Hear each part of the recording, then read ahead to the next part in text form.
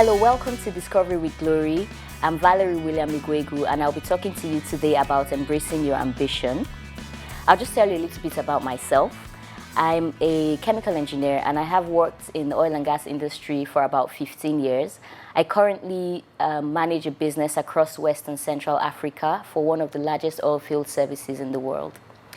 And the reason this topic is important to me is that I started my career relatively younger than the average person. So I was sort of 3-4 years younger than most people when we began.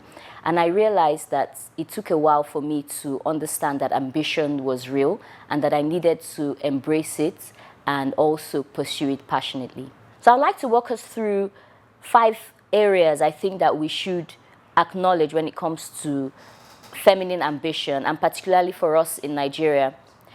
The first thing to recognize is that your ambition is actually real. So it's not made up. You're not just getting onto something that you saw on TV. It's coming from within you, and you need to acknowledge that it's real. You really want to achieve these things. And for a lot of women harbor these thoughts inside and just think it might be a fantasy or they're dreaming, but actually your ambition is real and is a key part of who you are. The second thing is to also realize that it's not always going to be popular, and in most cases I find, especially in Nigeria and particularly working in predominantly male industries, ambition is not always acceptable. It in fact offends people sometimes when you express a desire to do more and be more. So if you go around thinking that you want to make people happy by telling them what you dream about doing, you're not going to get very far with that. You should expect that people will be offended. You should expect a lot of negative feedback. And I believe that you can use that actually to propel yourself forward. You know that you're already stepping in the right direction when you start to hear some kind of feedback like, oh, you think you can do too much. I don't think you should think about that just yet. Or this level is okay for you. I think for you, you'll be fine just staying where you are. Then you realize that you've actually said you're heading in the right direction and you've said something positive. So the third thing I was going to mention was how much work do you have to put into seeing your ambition through. So it's one thing recognizing that you have an ambition. It's good understanding that it's not always going to be acceptable or popular, but then you have to move along with it. This requires a lot of sacrifice, a lot of work, and also a lot of time. You know, a lot of women feel that they can have it all.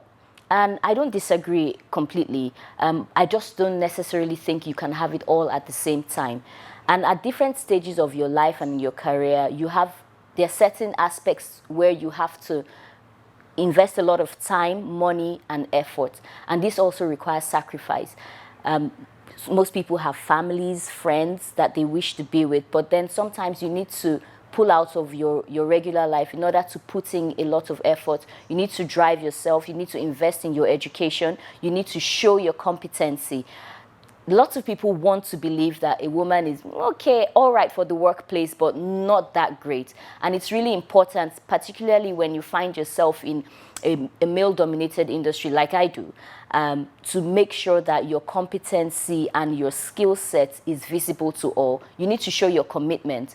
Some people decide not to hire women because they think that we always have divided attention, and there's always a greater need to be with the family or to be somewhere else than in the workplace. So we're nice to have, but not necessarily to push forward. So it's important to show that you're able to manage the balance of your life and not feel guilty. And for each time you feel that you're not maybe there for your family, or you've missed some football practice, or you've missed dinner with your kids, you should remember that this guilt is shared with so many women around the world. But it's important every time when you think about what it is you're trying to achieve, and that your ambition is not just important to you, but it's important to your children as well. And you know that you're not just doing that selfishly. It's easier to manage that guilt. It will come, but it's just easier to manage. Personally, I have to travel a lot for my job. I manage my product line across several countries in Central and West Africa, and that takes me on different trips. So I'm not always sitting at home, and I do miss my family, and I miss my friends, and I've missed weddings. But the truth is, I know that eventually when I get to where I need to get to, which you will see in time, I know that it will all be worth it. The fourth thing I was going to talk about is it's not always bad, right? So I said that your ambition could offend people, and it will offend people. Sometimes people closest to you might believe you to be selfish just because you appreciate your job or your business.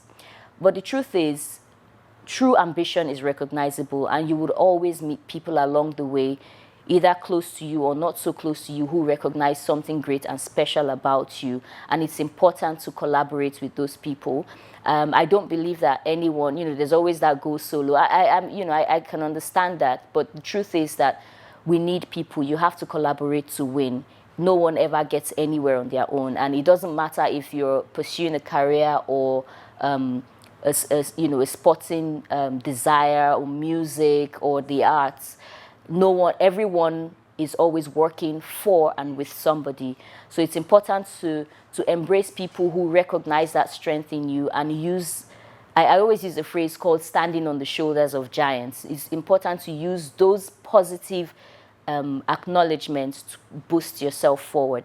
And the final thing I was going to say is that at every point in your life, in your career, with whatever you're doing, you're going to have doubts anyway. So the truth is, I don't believe that your doubts should stop you. I believe you should manage them.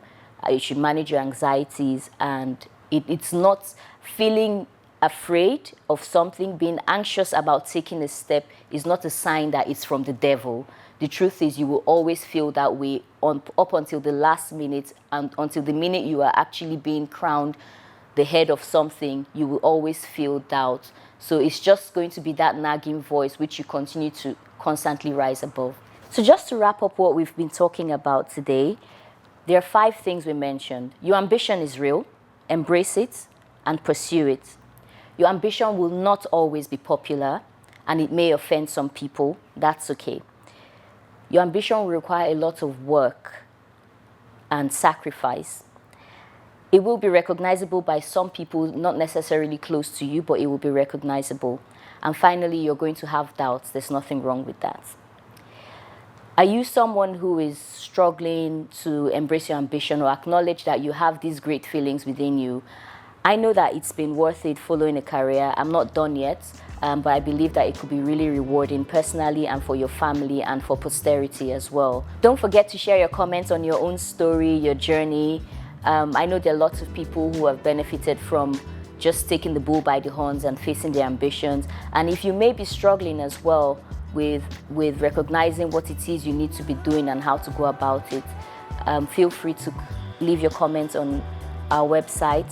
Don't forget to subscribe to our YouTube channel, Inspired by Glory. You can also follow us on social media at Inspired by Glory. And don't forget to check out the website, inspiredbyglory.com. Thanks for having me, Glory.